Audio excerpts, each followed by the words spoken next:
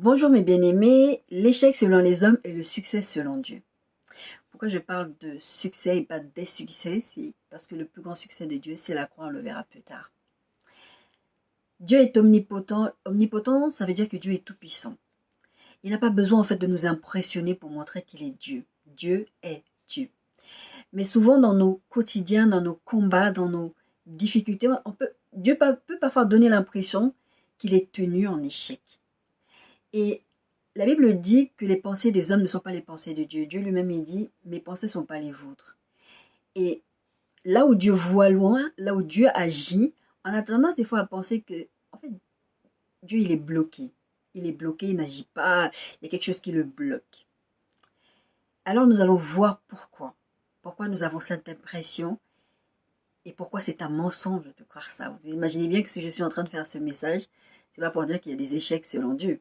C'est tout simplement que l'échec de l'homme, l'échec selon vue, du point de vue de l'homme, n'est pas le même que celui que Dieu dit. C'est bien pour ça que je vous ai parlé du fait que nos pensées ne sont pas les pensées de Dieu. Ce message, il est divisé en 3 parties. La première partie, c'est l'échec pour les uns et le succès pour Dieu. Je suis désolée, j'ai un peu de mal à lire cette fois-ci parce que mon imprimante m'a un peu lâché. Et donc, du coup, l'impression n'est pas terrible. Donc, je vais avoir du mal un peu à lire. Pardonnez-moi d'avance. Donc, l'échec pour les uns et le succès de Dieu. Rien n'échappe à Dieu. Job 42, 1 à 3. Job répondit à l'Éternel et dit, je reconnais que tu peux tout et que rien ne s'oppose à tes pensées. Quel est celui qui a la folie d'obscurcir mes desseins? Oui, j'ai parlé sans les comprendre, des merveilles qui me dépassent et que je ne conçois pas. En fait, ce texte, c'est tiré de la fin du livre de Job, quand Job, après avoir parlé avec Dieu, après avoir s'être plaint à Dieu, après que Dieu lui ait remis à sa place, et là, il dit, ah oui, je reconnais que tu peux tout, et que rien n'est impossible à toi, et que rien ne s'oppose à tes pensées. Quand tu as une pensée, en fait, elle rentre en action, et que personne ne peut obscurcir les desseins de Dieu. Comme je l'ai dit, Dieu est omnipotent, mais il décide, en fait, la principale caractéristique de Dieu, c'est l'amour. Mais une des caractéristiques de Dieu, c'est qu'il ne viole pas sa parole. Dieu ne ment pas. La Bible dit en Hébreux 6, 18 que il choisit de ne pas mentir. C'est Hébreux 6, 18. Dieu ne ment pas. C'est-à-dire que quand il donne une parole, il ne viole pas ses règles. Je vous ai dit la semaine dernière que, en fait, les gens utilisent, quand ils comprennent les principes spirituels, ils peuvent s'en servir, même les mauvais, pour la simple bonne raison que Dieu ne viole pas ses règles. Il pourrait le faire, parce qu'il est tout puissant. Il pourrait le faire, mais il choisit de ne pas le faire. Il nous laisse le choix dans nos vies de tous les jours. Dieu peut nous forcer, si vous voulez, à nous faire des choses. Mais Dieu, je vous ai dit, la principale caractéristique de Dieu, c'est l'amour. Mais Dieu choisit par amour de nous laisser libre choix dans nos vies. Deutéronome 30, 19, c'est ce qu'on appelle le libre arbitre, dit ceci. J'en prends aujourd'hui à témoin contre vous le ciel et la terre, et j'ai mis devant toi la vie et la mort, la bénédiction et la malédiction. Choisis la vie afin que tu vives, toi et ta postérité. L'amour de Dieu est tellement puissant qu'il nous laisse le fait de choisir, en fait. Dieu ne veut pas nous mentir, donc il nous laisse choisir ce que lui il dit et de faire confiance à ce que lui il dit, de sorte que même si on va le voir que quelque chose apparemment est échec, mais en fait c'est pas échec, donc choisis de croire à ce que Dieu dit. Une autre caractéristique de Dieu, c'est qu'il est le mal. Proverbe 8, 13 dit ceci. La crainte de l'Éternel, c'est la haine du mal, l'arrogance et l'orgueil, la voix du mal et la bouche perverse. Voilà ce que j'ai hais. Pourtant, Dieu permet au mal d'arriver à ses enfants pour accomplir ses desseins. On l'a vu déjà à plusieurs reprises avec le cas de Job. On l'a vu avec Jésus, la tentation de Jésus. Je veux dire, Jésus, fils de Dieu, réincarné, Dieu réincarné sur la terre, pleinement homme, il vient sur cette terre, Dieu laisse le diable aller le tenter. Et la Bible dit spécifiquement même que l'Esprit de Dieu emmène Jésus dans le désert pour être tenté par le diable. Dieu, je vais prendre un exemple qui n'est pas dans mes notes, mais je pense à ça maintenant. Dieu permet à ce que le petit Jésus soit persécuté. Mais Il dit à Joseph dans un rêve, fuis avec l'enfant en Égypte. Dieu est Dieu. Il aurait pu simplement claquer des doigts, il n'aurait pu rien arriver à Jésus. Et pourtant, Dieu dit simplement à Joseph dans un rêve, prends l'enfant, prends Marie, partez en Égypte, fuyez. Est-ce que vraiment Dieu a besoin de fuir quelque chose? Dieu est Dieu. Job 1,12. L'Éternel dit à Satan, voici tout ce qui lui appartient, je te le livre, seulement ne porte pas la main sur lui. Ça, c'est pour dire que Dieu est le mal, mais il peut utiliser le malin et le mal pour accomplir ses desseins. J'aime bien dire que Dieu sous-traite avec Satan. C'est-à-dire que des choses que Dieu ne peut pas faire, comme je vous ai dit, et on verra plus tard, Dieu ne peut pas se renier lui-même. Il y a des choses qu'il ne peut pas faire. Il ne peut pas mentir, il ne peut pas faire le mal. Et comme il ne peut pas faire certaines choses, il va laisser Satan le faire pour notre propre bien, pour arriver à ses desseins. Et donc là, avec le cas de Job, il dit à Satan, tu peux le toucher, tu peux tout prendre, y compris les enfants de Job. Mais tu ne touches pas à ta vie. C'est-à-dire que Dieu limite l'action de Satan dans nos vies. Ça, mes bien-aimés, ça doit nous encourager, nous dire que, quoi qu'il arrive, si quelque chose nous arrive, sauf quand on verra plus tard si on est dans la désobéissance ou quelque chose, mais en tout cas, quand tu marches avec Dieu, quoi qu'il se passe, Dieu a toujours le contrôle sur tout. Dieu sait ce qui t'arrive, il n'est pas surpris, il ne dit pas « Oh mince, j'avais pas pensé à ça, oh là là, qu'est-ce qui lui arrive à mon enfant ?» Et toi tu veux pleurer, Seigneur, regarde, est-ce que tu... Moi, première coupable. Je suis la première à faire ça. Des fois, je suis là, je vis un truc, je dis, Seigneur, est-ce que tu ne vois pas ce que je suis en train de vivre? Est-ce que tu es aveugle ou tu ne vois pas? Je sais que c'est pas vrai, c'est juste une façon de parler, c'est juste une façon de dire que là, en fait, c'est trop, en fait. Seigneur, on dirait que tu ne vois pas ce qui se passe et tu ne veux pas intervenir. Donc, Dieu est le mal, mais pour accomplir ses desseins, il va laisser Satan venir nous attaquer ou venir faire des trucs, mais Satan est limité dans son action, comme je vous l'ai dit et comme je vous l'ai lu. Et c'est pour ça d'ailleurs qu'on voit beaucoup de scandales, beaucoup de mariages qui défaillent dans le corps du Christ. Et ça, c'est douloureux. Ça, c'est lié au fait que Dieu, il nous laisse faire nos choix. Il ne va pas le dire. Il peut nous prévenir. Il nous prévient. D'ailleurs, j'ai dit ça tout le temps à chaque fois que je parle avec des enfants de Dieu. Je leur dis toujours. Il leur arrive des choses graves. Je leur dis, Dieu t'avait prévenu. Je sais que Dieu prévient. D'une façon ou d'une autre, la Bible dit que Dieu ne laisse pas arriver quelque chose sans l'avoir dit à ses prophètes. Et nous sommes les premiers prophètes de nos vies parce que être prophétique, c'est d'abord être capable d'entendre Dieu parler. Et Dieu parle à ses enfants. Il ne peut pas te laisser quelque chose t'arriver. Même s'il ne te donne pas les détails, il va d'une façon ou d'une autre te prévenir que quelque chose arrive. Des fois, il le fait dans des symbolismes tels que tu ne comprends pas. Mon cousin est décédé l'année dernière. Le Seigneur m'avait prévenu depuis 1 an, 2 ans avant qu'il allait mourir. Mais je n'avais pas compris. J'avais par exemple eu un rêve où j'entendais un coach lui dire tu sors du terrain, tu sors du terrain. Et je n'avais pas compris. Il y a tout plein d'exemples comme ça, je n'avais pas compris. Donc des fois, en fait, c'est simplement nous qui ne comprenons pas. Mais en tout cas, Dieu nous prévient toujours. Pourquoi? Parce qu'il veut qu'on puisse se préparer. Personnellement, il m'est arrivé une fois où le Seigneur m'a prévenu, quand j'ai déménagé ici, je vous en ai déjà plusieurs fois parlé, où le Seigneur m'a prévenu que j'allais venir ici, j'allais être en difficulté financière. Je n'avais pas compris. Et je m'étais même pas, enfin si, je l'avais compris, mais je ne m'étais pas préparée. Parce que quand Dieu nous avertit, c'est pour que nous nous préparions à la chose pour laquelle il nous avertit. Parenthèse fermée. D'ailleurs, c'est sur la base de l'omnipotence de Dieu que Moïse a pu négocier avec Dieu. Parce que je vous ai parlé beaucoup ces derniers temps de Moïse et du peuple dans le désert et du peuple sorti d'Égypte, etc. Et à un moment donné, je vous disais, c'est Nombre 14, où en fait, le peuple a tellement désobéi à Dieu, tellement rebellé contre Dieu, qu'à un moment donné, Dieu a dit, je ne pars pas avec vous. Je ne pars pas avec vous, débrouillez-vous. Jusqu'à quand vous allez continuer à me mépriser, c'est plus possible. C'était l'épisode en fait où Dieu a demandé à Moïse d'envoyer des espions aller voir le pays où coule le lait et le miel. Ils étaient à côté. Ils sont allés, ils ont vu. Il y a une partie qui a dit ouais, c'est le pays où coule le lait et le miel. Dieu, il avait raison, ce que Dieu a dit, c'est vrai. Et puis en plus là-bas, il y a des géants, il y a des ceci, il y a des cela. Alors que Dieu leur avait dit effectivement, il y avait ça là-bas. Et ils sont là en train de décourager le peuple. Dieu, il se fâche, il dit mais jusqu'à quand vous allez mépriser ce que je dis? Je vous dis que c'est là-bas le pays où coule le lait et le miel. Et vous venez encore vous plaindre qu'il y a des obstacles. Je sais qu'il y a des obstacles. Je vous ai dit qu'il y avait des obstacles. Et je vais vous faire traverser ces obstacles-là. Je vous le donne, ce pays. Et donc Dieu, il se fâche par rapport à ça. Et dit, je ne pars pas avec vous. Pour la suite du voyage, débrouillez-vous, je ne pars pas avec vous. Et Moïse, il va négocier en disant, Mais regarde comment tu as démontré ta puissance face à la puissance de l'Égypte. Comment tu nous as sortis par les prodiges, par les miracles. Et maintenant, tu vas nous laisser, on va se faire massacrer, il va nous arriver des choses. Les gens ne vont plus avoir la crainte de toi. Les gens vont dire, oh mais attends, c'est quoi ce Dieu qui est puissant, qui a montré toute sa puissance et maintenant il est même pas fort en fait. C'est c'est Nombre 14 verset 16 qui dit, l'Éternel n'avait pas le pouvoir de mener ce peuple dans le pays qu'il avait juré de lui donner. Ça c'est ce que Moïse dit à Dieu, que ces peuples-là vont penser. On parle d'échec. Les gens vont penser quand il t'arrive quelque chose que c'est parce que Dieu est tenu en respect. Dieu est tenu en échec. Dieu ne peut rien faire, il est bloqué. Il peut rien faire. Et donc, Moïse, il dit, mais en fait, si tu nous laisses là, c'est ce que les gens vont penser en fait. Pourquoi? Parce que l'être humain a tendance à associer le négatif à l'impuissance de Dieu. Si je suis au chômage, c'est parce que Dieu ne peut pas.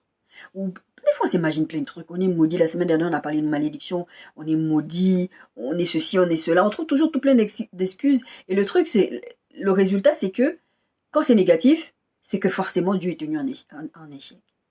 Et ce n'est pas vrai. Ça, c'est un mensonge qu'on doit débunker dans notre tête. C'est pareil. Je suis arrivée à tel âge, je ne suis pas mariée. Ben, c'est que Dieu ne peut pas. Et c'est comme ça qu'on va se retrouver à chercher des solutions par nous-mêmes. On a vu ça il n'y a pas longtemps, qu'on va se mettre à aider Dieu, aller chercher des maris par nous-mêmes. J'ai entendu des témoignages de chrétiennes. Et je sais qu'il y a des chrétiens aussi, mais c'est plutôt des témoignages de chrétiennes que j'ai vus qui disent, il y a tellement de dysfonctionnement au sein du corps du Christ que moi je préfère épouser un païen. Un païen, c'est, ils sont plus gentils, ils sont plus doux, ils sont plus ceci. Et je me dis, mais comment tu peux prendre une parole de Dieu, la détourner parce que toi, tu as l'impression que Dieu ne peut rien faire pour toi. Et c'est ça qu'on vit dans nos quotidiens quand ça devient trop caillou, quand ça devient trop dur. Caillou, c'est une expression un peu gabonaise. Quand ça devient un peu trop caillou, quand ça devient un peu trop dur, on a l'impression que Dieu est bloqué, comme je disais tout à l'heure. Que Dieu ne peut rien faire pour nous. Il y a le chômage, c'est trop dur. Je n'arrête pas d'envoyer. J'ai envoyé 200 CV. Il y a des gens qui envoient un nombre impressionnant de CV. Et quand je dis des gens, je parle de chrétiens. Ce n'est pas parce que tu envoies 200 CV et qu'on ne répond pas que Dieu est tenu en échec. Dieu sait ce qu'il est en train de faire. Dieu il a un agenda, il a un temps, je vous ai dit déjà plusieurs fois ces derniers temps. Dieu il a un temps pour lequel il a décidé qu'il va répondre. Il sait déjà à quel moment il va le faire. À un moment où toi, tu n'as plus aucune solution humaine. Je vous en ai parlé aussi avec l'histoire de Sarah. Dieu aime intervenir. Déjà, il n'y a plus de solution humaine. Parce que Dieu aime tirer gloire de ce qu'il fait. De toutes les situations. Parce que quand Dieu intervient de façon tellement puissante. On parle d'omnipotence de Dieu. Que, en fait, quand tu regardes la situation, tu te dis, ça ne peut être que Dieu. Et Dieu aime quand on lui remet sa gloire à lui, qu'on dit, ah non, là, ça ne peut être que Dieu. Ça ne peut être que Dieu, il n'y a que Dieu pour faire ce genre de choses. Parce que sinon, moi, de moi-même, parce que les solutions que j'avais trouvées, et croyez-moi, dans ma vie, je l'ai expérimenté X et X fois. La crucifixion, c'est un exemple d'échec selon les hommes, et qu'en fait, c'est un succès. Je n'ai même pas besoin de rentrer dans les détails, vous comprenez ce que je veux dire. Si vous regardez plusieurs textes, j'ai pris plusieurs textes là, je mettrai dans la barre d'infos, mais je vais lire quelques-uns. Matthieu 27, par exemple, dit ceci au verset 42. Il a sauvé les autres, il ne peut se sauver lui-même. S'il est roi d'Israël, il descend de la croix, et nous croirons en lui. Là, ils étaient en train de tenter Dieu. La Bible dit, tu ne tenteras pas Dieu. Ils sont en train de dire, Dieu a un projet. Son projet, c'est la croix. Jésus-Christ doit aller à la croix. Il doit aller au bout de cette histoire de la croix.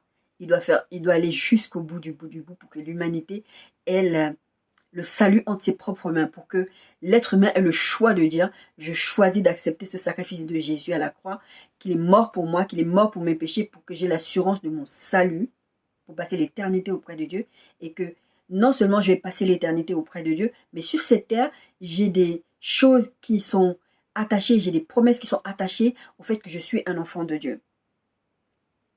Et Satan, lui, il a dû être très très heureux, faire la java avec ces gens. Il s'est dit, on a réussi à le faire crucifier. Et avant même cette croix, avant, il est déjà à la croix, il est déjà crucifié quand ça se passe. Il y a plusieurs personnes qui disent, ouais, mais si c'était vraiment Dieu, le Fils de Dieu, il n'arrête pas de dire que c'était le Fils de Dieu. C'est pas lui d'ailleurs qui disait qu'en 3 jours il va ressusciter. Il est quoi là? Il est là. Parce qu'en fait, l'être humain normal, il serait même pas allé à la croix. Et souvent, Dieu agit dans nos vies de telle sorte que on croit que c'est désespéré. Et Dieu, il dit non, C'est vous qui êtes tenu, c'est vous qui croyez que vous êtes tenu en échec, moi, que je suis tenu en échec. Je ne suis pas tenu en échec. Parce que je ne marche pas selon ce que vous faites. Et on croit ça. Et les gens ont cru que ça y est, c'est bon. Luc 23, verset 39 dit ceci. L'un des malfaiteurs crucifiait l'injurié disant, n'es-tu pas le Christ, sauve-toi toi-même et sauve-nous. En plus, il a le toupet de dire, déjà sauve-toi, et après viens nous sauver. Donc ça veut dire que quelque part, c'est du foutage de bouche. Et moi, je me suis souvent dit, depuis des années, bon, ça fait un moment que je me le dis plus ça, mais il y a des moments quand j'y pense, je me dis, mais Seigneur, si tu étais descendu de cette croix, on était fichus, quoi. C'était la malédiction Adam et Ève, là, on était fichus. Il y a déjà une première malédiction, on est sorti de cette malédiction, on est dans le plan de rédemption de Dieu, on est dans la bénédiction, grâce à toi, Jésus. Mais il y a des gens, enfin moi, je n'arrive pas à comprendre, même si je comprends, mais je me dis, je n'arrive pas à comprendre que quelqu'un soit allé mourir à la croix pour le salut, pour ton salut, et que tu rejettes. Et à la fin, il y en a qui vont dire, ah bah si Dieu... Mais il y en a qui le disent déjà, hein, si Dieu est amour, pourquoi il permet ci, si Dieu est amour, pourquoi il a créé l'enfer. Et je n'arrête pas de dire que l'enfer n'a jamais été, parenthèse, hein, l'enfer n'a jamais été créé, la Bible est claire là-dessus, l'enfer n'a jamais été créé pour les êtres humains. L'enfer a été créé pour Satan et ses démons. À la base, un être humain n'avait rien à faire en enfer. Et c'est pour ça que jusqu'au bout, Dieu va tout faire pour sauver l'humanité. La Bible dit que Dieu ne veut qu'aucun ne périsse, c'est pour ça qu'il use de patience. Alors mon bien-aimé, si tu es dans cette situation, ma bien-aimée, si tu es dans cette situation où tu te cherches, où tu passes par cette vidéo, où tu te dis, ouais, j'ai entendu parler de Jésus, tout ça, je t'en prie, réconcilie-toi avec Dieu. Tu ne sais pas ce qui t'attend demain, tu ne sais pas ce qui t'attend après-demain, même après avoir regardé cette vidéo.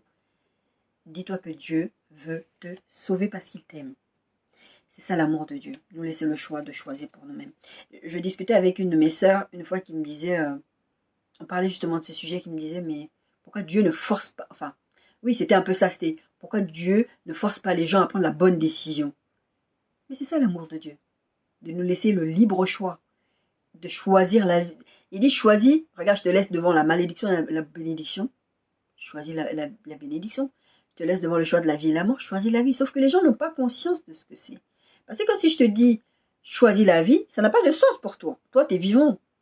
Quand Dieu disait à Adam et Ève, ne mangez pas, vous mourrez. Ne mangez pas le fruit, là, vous mourrez.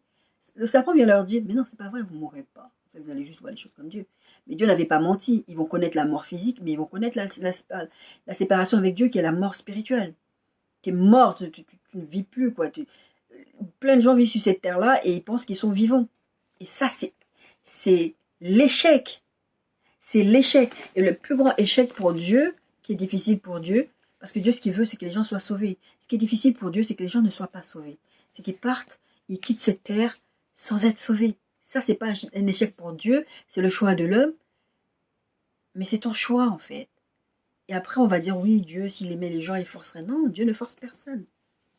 Dieu ne force personne. Mais Dieu, en fait, ce qu'il veut, c'est nous amener à voir ce que trouve autour de nous, notre environnement, voir ce que nous vivons pour que nous comprendre qu'il est Dieu puissant, tout puissant. Il peut tout, rien ne lui est impossible, il n'y a rien que Dieu ne puisse pas faire. Si Dieu voulait aujourd'hui d'un claquement de doigts, tout le monde serait sauvé. Mais ce n'est pas ça le but. Parce que si Dieu faisait ça, mais quel intérêt, toi tu vas voir, tu vas te dire quoi? Même toi en tant qu'être humain, les pensées que Dieu a tout mis, les émotions, les pensées, tu vas te dire, ouais, ben toutes les façons. C'est un peu comme les enfants quand on les amène quand ils sont petits à l'église. Au début, ils sont très contents, mais à un moment donné, ils arrivent à un âge où ça ne les intéresse plus. Mais les parents continuent à forcer. Mais l'enfant, il va à l'église, c'est juste pour te faire plaisir, en fait. Et l'enfant, le cœur n'y est pas. Et surtout quand l'enfant voit qu'il y a un dysfonctionnement dans le foyer, il voit qu'il y a un comportement qui est différent à l'église qu'à la maison. Mais en fait, tu es en train de dire à l'enfant, fais ce que je dis, mais ne fais pas ce que je fais. Mais l'enfant, il veut pas y aller. C'est à un moment donné, c'est son choix, c'est de se dire, on doit laisser à nos enfants le choix. Ma fille a grandi à l'église. Bon, c'est vrai que ça fait un petit moment, on n'a plus d'église. Mais elle a le choix. Récemment, cet été, on est parti à Paris.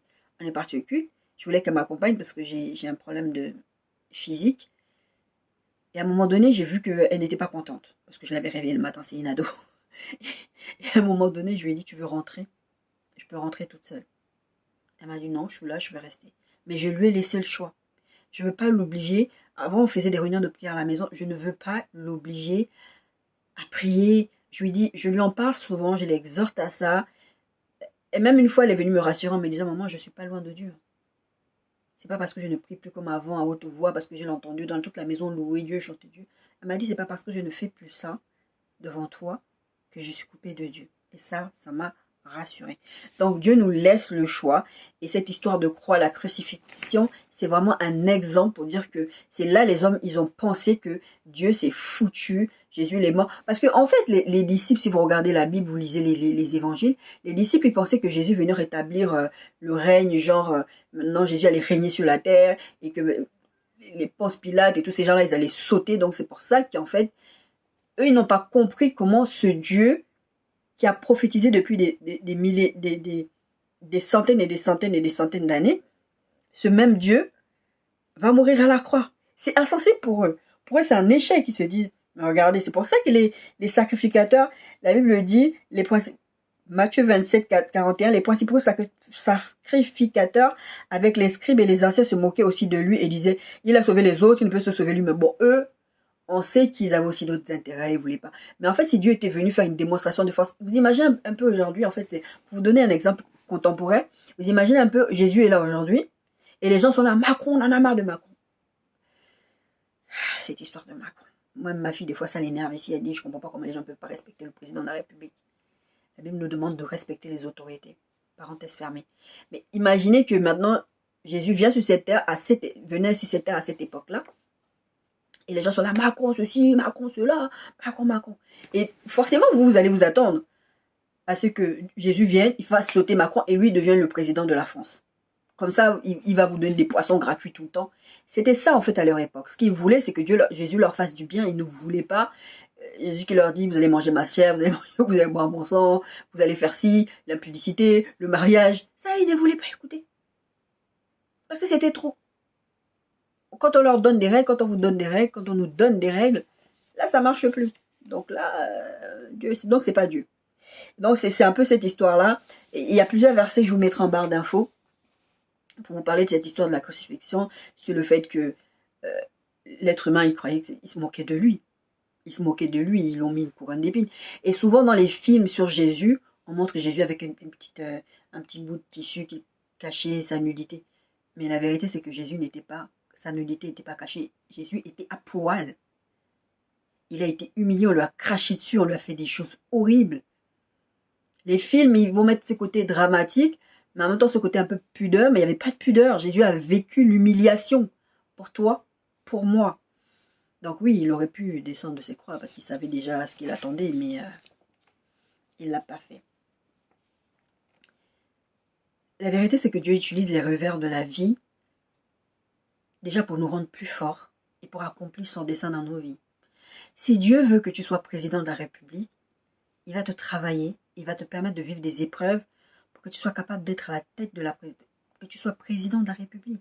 Si Dieu veut que tu sois, si l'appel de Dieu pour ta vie, c'est d'être pasteur, il va te faire vivre des choses pour que tu sois capable d'être un bon berger. Un bon berger protège ses brebis, un bon berger éduque ses brebis, un bon berger aime ses brebis malgré tout, comme un parent. Et Dieu, pour t'amener là où il veut t'emmener, il va permettre à ce qu'il y ait des revers. Donc, il faut vraiment qu'on arrête de penser que parce qu'il y a des revers, parce qu'il y a des difficultés, que non, Dieu ne peut pas. C'est-à-dire, j'ai prié que je n'arrive plus à payer le loyer, je n'arrive plus. Mais je vous ai dit dans une vidéo, une fois, il y a des chrétiens qui sont expulsés. Moi, j'ai été 3 fois en procédure d'expulsion dans ma vie. Maintenant, ça fait des années, ce n'est plus arrivé. Mais 3 fois, je croyais en Dieu, je marchais avec Dieu, j'entendais la voix de Dieu. Le Seigneur me conduisait. 3 fois, j'ai été en situation où on a failli m'expulser. Dieu n'a jamais permis que je le sois. Mais il y a des SDF, j'ai écouté des témoignages sur des forums américains, des choses comme ça. Et je parie qu'il y en a aussi en France, mais c'est plutôt les Américains, j'écoute souvent tous ces trucs. Quand ils vous parlent de Dieu, je dis, mais quelle foi, le gars, il est SDF. Bien sûr, après Dieu, il est dans sa main, mais en attendant sur sa situation, avant, il explique, il était SDF. Écoutez le témoignage de celui qui a chanté Waymaker. Ouais, il y a une vidéo sur YouTube, Waymaker, quand j'ai écouté le témoignage. Il a écrit plein de chants, je ne savais même pas si c'était lui. Non, Waymaker, c'est Sinach. Le gars, il a chanté ça. Je vous mettrai le nom de cet artiste-là. Il a écrit plein de chants, mais son témoignage, c'est incroyable. Et dans la chanson Waymaker, à un moment, il dit, un jour, il trouve sa mère en train de pleurer, et il ne comprenait pas. Il s'est dit, ouais, c'est sûr que ma mère, elle pleure, parce qu'ils étaient vraiment pauvres. Ils étaient dans une situation, c'était plus possible. Et finalement, il trouve sa mère en train de pleurer, il va vers elle, il est inquiet, parce que c'est ça les enfants, quand ils voient leurs parents souffrir, ils ne veulent pas. Et sa mère lui dit, en fait, je pleure pas parce qu'il me manque des choses, parce que je suis malheureuse, je pleure parce que Dieu est bon avec moi, dans la situation dans laquelle il était. Et vraiment, c'est pas parce que la situation est compliquée que Dieu est bloqué. C'est pas parce que je veux bien utiliser cette expression que Dieu n'est pas tenu en échec. Ça, c'est la pensée de l'homme, c'est pas la pensée de Dieu.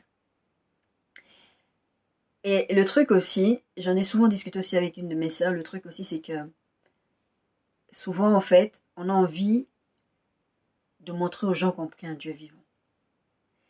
Et des fois on a envie de dire, ah regarde je me suis mariée, ah regarde je suis pas au chômage, ah regarde j'ai pas de difficultés.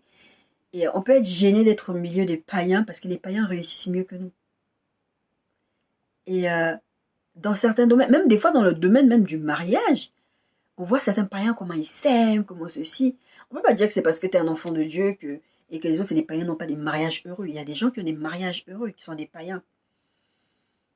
Et la Bible dit, que sert-il de gagner le monde si en fait tu es coupé de Dieu, si tu es séparé de Dieu. Bon, ça c'est une autre histoire. Mais en tout cas, si on regarde l'Europe, par exemple, je vous en ai déjà parlé, les gens n'ont pas envie de donner leur vie à Christ. Pourquoi? Parce que ben, on a tout en fait. Ils ont tout confort. Quand tu es en Europe, quelles que soient les difficultés dans lesquelles tu es, tu as accès à beaucoup plus de choses qu'en Afrique. Même quand tu n'as pas, il y a toujours des aides quelque part, il y a toujours des structures pour t'aider, il y a toujours plein de choses pour t'aider. Et pourquoi vous voulez que les gens... Enfin, puis les gens, ils ont toujours cette impression que bah, s'il y a vraiment Dieu, tu me prêches ton bon Dieu, s'il y a vraiment Dieu, il n'y aurait pas ça, il n'y aurait pas la pédophilie, il n'y aurait pas de ceci, il n'y aurait pas de cela. Ils mélangent tout. Ça, c'est encore un autre sujet. Mais en tout cas, pourquoi vous voulez que quelqu'un donne sa vie à Christ s'il a tout? Il ne le fera pas. Et pareil, je vous prends l'exemple de l'apôtre Paul. L'apôtre Paul, il s'est retrouvé, on en a parlé il y a quelques temps, il s'est retrouvé enchaîné, il est parti à Rome, enfin il y a plein de choses qui lui sont arrivées. Ce mec-là, il prêchait la parole de Dieu.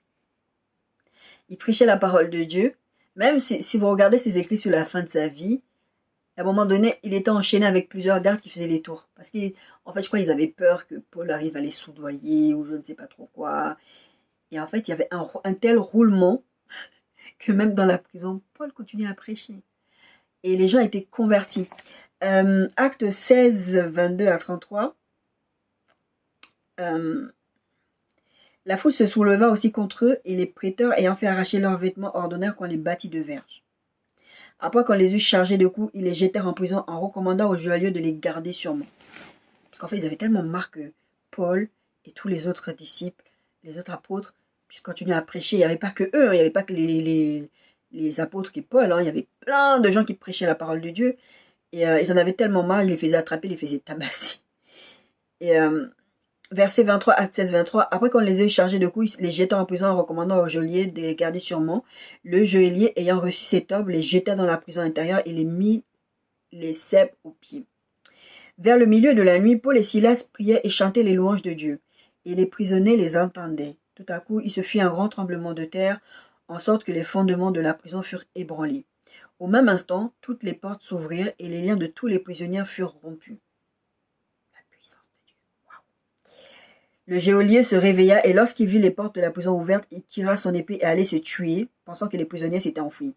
Mais Paul cria d'une voix forte, « Ne te fais point de mal, nous sommes tous ici. » Alors le geôlier, ayant demandé de la lumière, entra précipitamment et se jeta tout tremblant aux pieds de Paul et de Silas.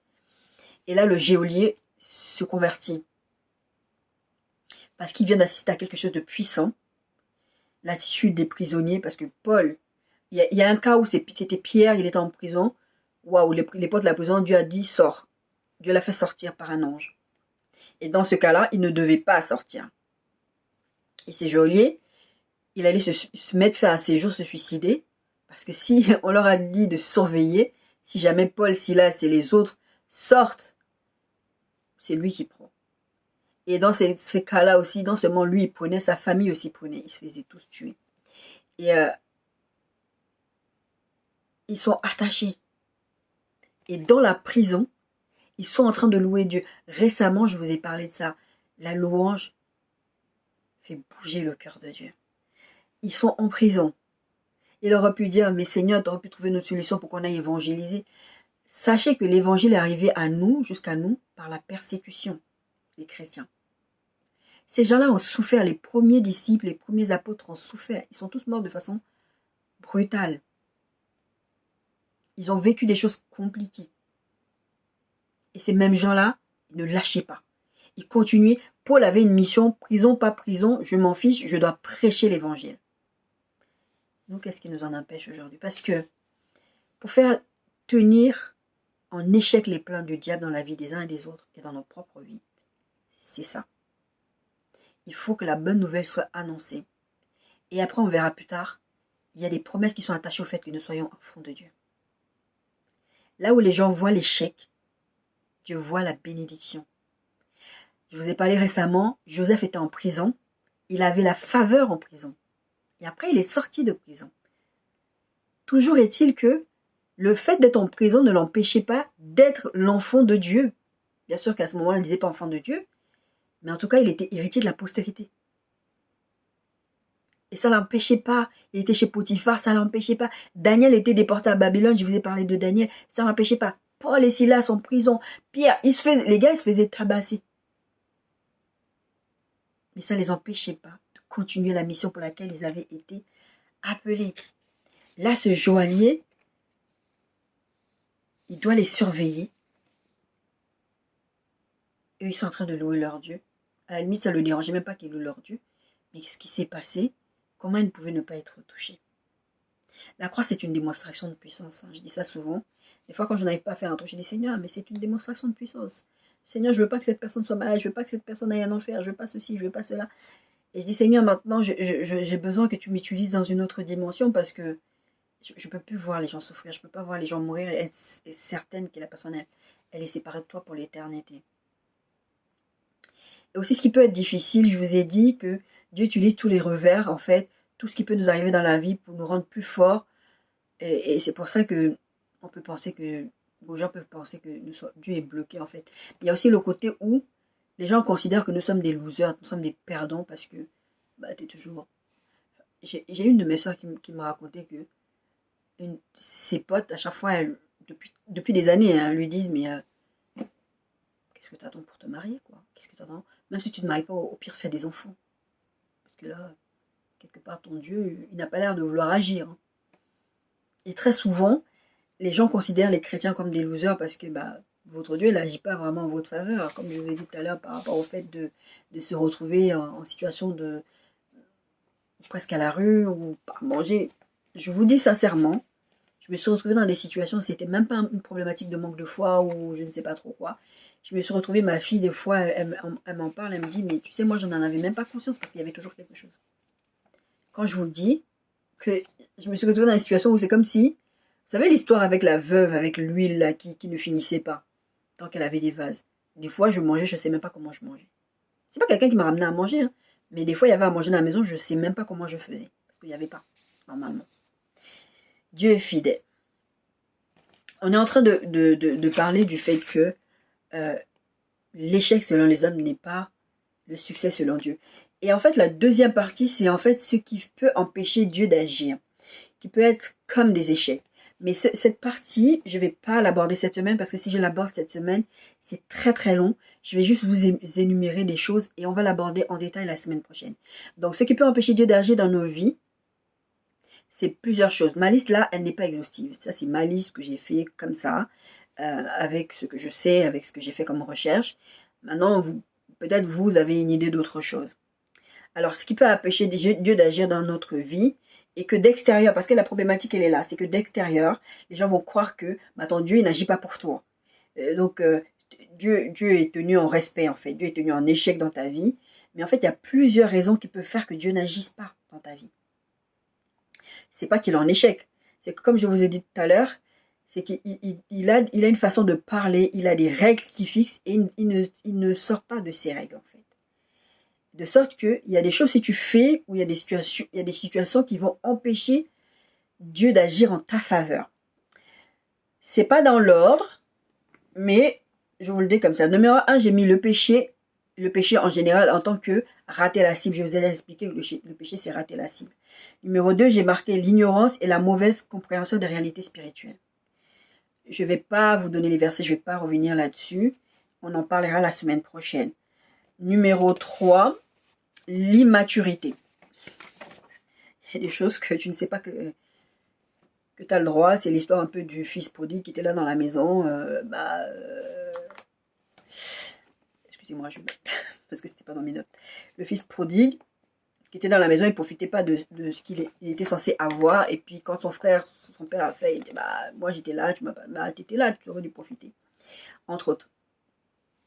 Les forteresses aussi mentales et spirituelles peuvent empêcher. Parce que tu crois par exemple quelque chose, on t'a enseigné comme ça, je vous ai fait un message dessus il n'y a pas longtemps, on t'a enseigné comme ça, on t'a dit que c'était comme ça, et toi tu t'es bâti des forteresses là-dedans et tu penses que c'est ça. Et si tu as des forteresses, si ton cœur est bloqué, c'est l'Apocalypse qui dit non, ne cessez pas votre cœur. Quand Dieu vient, Jésus vient, n'endurcis pas ton cœur. Je crois que c'est Apocalypse 3:20 qui dit Jésus vient, il toque à la porte. Il veut souper avec toi. Il veut être avec toi. Il veut partager du temps de qualité avec toi. Ouvre la porte. N'endurcissez pas votre cœur. Parce que quand tu endurcis ton cœur, tu empêches Dieu d'agir dans ta vie. La désobéissance. Bien sûr, ça fait partie des péchés, mais c'est un péché très particulier. C'est pour ça que je le mets à part. La familiarité avec Dieu. Dieu est ton meilleur poteau.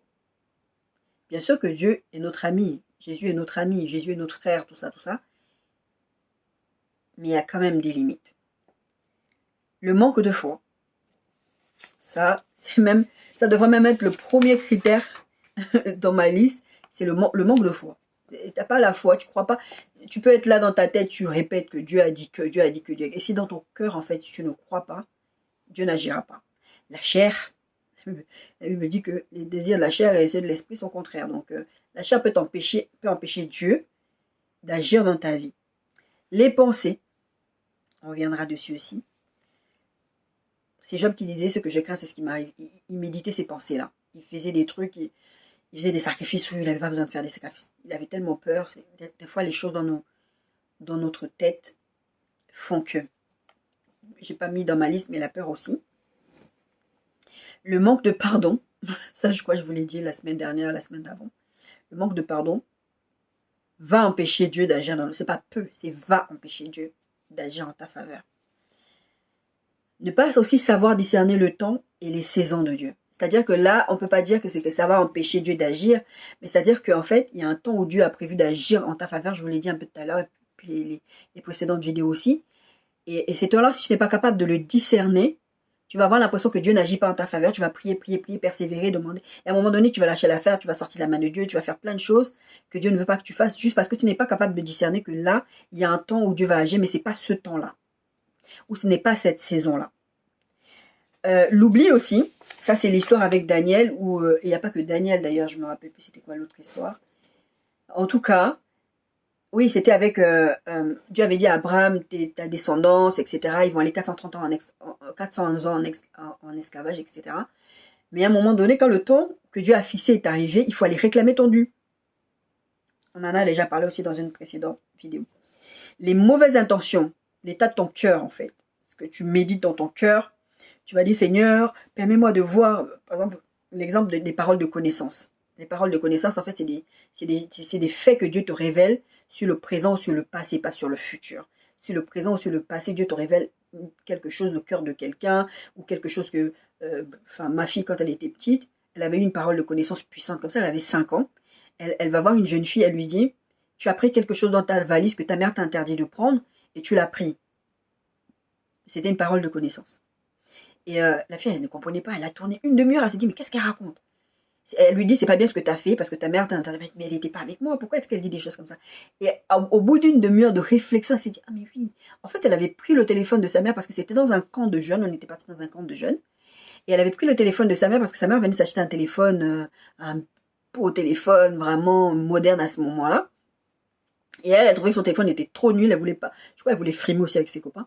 Donc sa mère lui a dit, elle a demandé à boire à sa mère a dit non. Et à la fin, elle s'est servie, elle est partie avec. Qu'est-ce que sa mère pouvait faire? Elle était, je sais pas combien de kilomètres de la maison. Et quand elle a compris, elle a dit, mais comment elle sait? Parole de connaissance.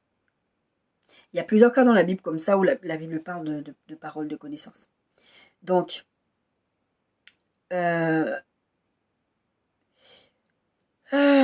les mauvaises intentions, donc je l'ai dit, les mauvaises intentions, ce qu'il y a dans ton cœur. L'orgueil, Dieu résiste aux orgueilleux. L'impudicité, on en a parlé la semaine dernière. Et la persévérance. L'impudicité peut empêcher Dieu d'agir. Et la persévérance aussi. Quand tu ne persévères pas, Dieu il dit chercher, frapper. Il veut dire chercher, tu cherches, frapper, tu frappes. C'est pas, il n'a pas dit tu viens, je te donne comme ça. Il a dit chercher, frapper. Donc voilà, ça ce sont on va revenir plus en détail dessus la semaine prochaine. Ce sont des situations qui peuvent empêcher Dieu d'agir. Et d'extérieur, les gens vont penser que Dieu est tenu en échec, mais Dieu n'est pas tenu en échec, c'est juste ces situations-là qui empêchent Dieu d'agir. Moi, le Seigneur m'a dit une fois, tu m'as empêché d'agir et c'était lié à l'impudicité. C'était lié à l'impudicité, il m'avait dit ça. Il m'avait dit, tant de temps, à partir de c'était 6 mois, tu vas te marier à telle date. J'avais tout. Et parce que je suis tombée dans l'impudicité avec la personne qui était concernée, bah Dieu n'a pas fait. Et je ne suis toujours pas mariée jusqu'à aujourd'hui. Parce que je suis tombée dedans. Ça empêche Dieu d'agir. Donc, ces choses-là, les gens croient que Dieu est tenu en échec ou que toi, en tant que... Parce que, en fait, j'ai même pas envie de dire que toi, en tant qu'enfant de Dieu, tu es tenu t'es en échec. Parce qu'en fait, ce qu'on fait à nous, c'est qu'on le fait à Dieu. C'est pour ça que je dis Dieu, les gens pensent que Dieu est tenu en échec. Parce qu'ils le disent, c'est un peu ce qu'ils disaient, les textes que je vous ai lus tout à l'heure avec la crucifixion. Bah, si tu es machin, pourquoi est-ce que tu ne te sauves pas et que tu ne sauves pas? Parce que les gens associent Dieu à nous. Moi, j'ai pas envie de croire à ton Dieu parce que ceci, parce que cela. Et maintenant, c'est le dernier grand point que nous allons aborder. La croix, grand 3, le succès par excellence par Dieu. C'est pour ça que je vous disais en titre, les échecs selon l'échec selon les hommes et le succès de Dieu. Le succès de Dieu, c'est la croix. Parce que c'est la croix qu'on a acquis tous nos droits. C'est la croix qu'on a acquis, c'est toutes ces promesses qui sont attachées au fait que nous soyons enfants de Dieu. Toutes ces choses que Dieu dit sur nous, c'est pas l'échec à un moment donné. Il faut avoir conscience de ce que Dieu dit et se les approprier. Et croire à ce que Dieu dit. Job 42, 1, 2 et 5 dit ceci. Job répondit à l'Éternel, verset 1. Je reconnais que tu peux tout et que rien ne s'oppose à tes pensées. Mon oreille avait entendu parler de toi, mais maintenant mon œil t'a vu. Ça, c'est les paroles de quelqu'un qui a vécu tellement des revers où les gens sont venus le critiquer, lui parler, lui dire mais non, ce que tu vis là, c'est Dieu qui te punit, c'est comme ça, c'est parce que... Vous allez avoir des gens comme ça qui vont vous dire des choses comme ça, mes bien-aimés, qui vont vous dire ah, tu vis ça, c'est parce que ceci, je croyais que tu étais chrétien, je pensais que... Une de mes sœurs, une fois, elle a vécu des choses tellement cailloux, elle m'a dit une fois, elle a utilisé ces versets, elle a dit mon oreille avait entendu parler de toi, mais maintenant mon œil t'a vu. Le fait que Jésus soit allé à la croix, on peut dire, maintenant, j'ai encore rien vu. Moi, souvent, dans mon quotidien, je me dis ça, j'ai dit, Seigneur, j'ai encore rien vu. Et d'ailleurs, quand j'exhorte les autres, je leur dis ça souvent, t'as encore rien vu. Ah, le Seigneur a débloqué tes choses, t'as encore rien vu. Parce que la Bible dit que Jésus nous amène de gloire en gloire. Tout ça, c'est pour la gloire de Dieu. C'est de dire que, ah, c'est Dieu, mais il n'y a que Dieu. Et le but, c'est d'arriver à cet instant où tu dis, oh là là, j'avais trop entendu parler de Dieu. Telle personne m'avait exhorté. La fille, la Nadia, là, elle m'exhorte tout le temps sur YouTube. Maintenant, mon œil l'a vu. Et mon bien-aimé, je te le dis, un jour tu le diras, garde la foi, garde le cap. Romains 8, 28 à 39 dit ceci. J'aime beaucoup ce verset. Il est un peu long, mais je tiens à le lire du début à la fin. Romains 8, 28 à 39 dit ceci. Nous savons, du reste, que toute chose concourt au bien de ceux qui aiment Dieu, de ceux qui sont appelés selon son dessein. Car ceux qu'il a connus d'avance, il les a aussi prédestinés à être semblables à l'image de son Fils, afin que son Fils fût le premier-né entre frères. entre plusieurs frères. Et ceux qu'il a prédestinés, il les a aussi appelés. Et ceux qu'il a appelés, il les a aussi justifiés. Et ceux qu'il a justifiés, il les a aussi glorifiés. Que dirons-nous donc à l'égard de toutes ces choses? Si Dieu est pour nous, qui sera contre nous? Verset 32. Lui qui n'a point épargné son propre fils, mais qui l'a livré pour nous tous, comment ne nous donnera-t-il pas aussi toutes choses avec lui? Qui accusera les élus de Dieu? C'est Dieu qui justifie. Qui les condamnera? Christ est mort. Et bien plus, il est ressuscité, il est à la droite de Dieu et il intercède pour toi et pour moi, mon bien-aimé. Qui nous séparera de l'amour de Christ? Serait-ce la tribulation? Serait-ce le chômage? Le manque de mari? Le manque de femme? La maladie? Serait-ce l'angoisse ou la persécution? Et ces gens qui écrivent ça, ils écrivent en pleine persécution. Je vous ai dit, se faisaient tabasser ces gens-là. Ou la faim, ou la nudité, ou le péril, ou l'épée. Selon ce qu'il est écrit, c'est à cause de toi qu'on nous met à mort tous les jours, qu'on nous regarde comme des brebis destinées à la boucherie. Je disais tout à l'heure, les gens croient que nous sommes perdus. Nous croyons un Dieu qui est inefficace. Mais dans toutes ces choses, verset 37, nous sommes plus que vainqueurs par celui qui nous a aimés. Alléluia. Car j'ai l'assurance que ni la mort, ni la vie, ni les anges, ni les dominations, ni les choses présentes, ni les choses à venir, ni les puissances, ni la hauteur, ni la profondeur, ni aucune autre créature ne pourra nous séparer de l'amour de Dieu manifesté en Jésus-Christ notre Seigneur.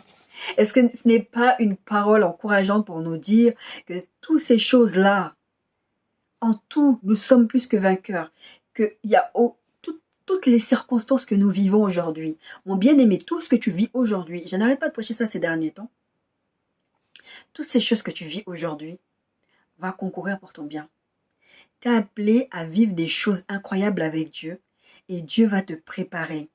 Tu ne vas pas aller affronter un Goliath pour devenir roi d'Israël sans être passé par des ours. Tu ne peux pas arriver à un endroit si Dieu ne te prépare pas. Et Dieu va t'équiper pour arriver à la situation dans laquelle il veut. Rien ne pourra empêcher Dieu d'agir dans ta vie. À part ce dont on va discuter la semaine prochaine. Mais en tout cas, si tu restes dans la main de Dieu, si tu obéis à ses commandements, rien ne peut empêcher qui que ce soit, rien, aucun diable, aucun rien du tout ne peut empêcher Dieu d'agir dans ta vie. Alors mon bien-aimé, c'était la bonne nouvelle. Je veux vraiment t'encourager et te dire que ce n'est pas parce que les êtres humains se moquent de toi aujourd'hui, comme ils sont moqués de Jésus à la croix. Ils te disent que mais toi tu pries Dieu tous les jours et à Dieu là il fait rien pour toi. Peut-être essaie de trouver des solutions par toi-même. Peut-être va magouiller à gauche à droite, va mentir, va faire ceci, va faire cela. Et Dieu est en train de te dire, prends courage, je suis avec toi. Je te donne ce pays. Tout endroit où foulera la plante de ton pied, je te le donne. C'est ce que Dieu te dit aujourd'hui et qu'il n'y a rien qui peut l'empêcher d'agir en ta faveur. Soyez bénis.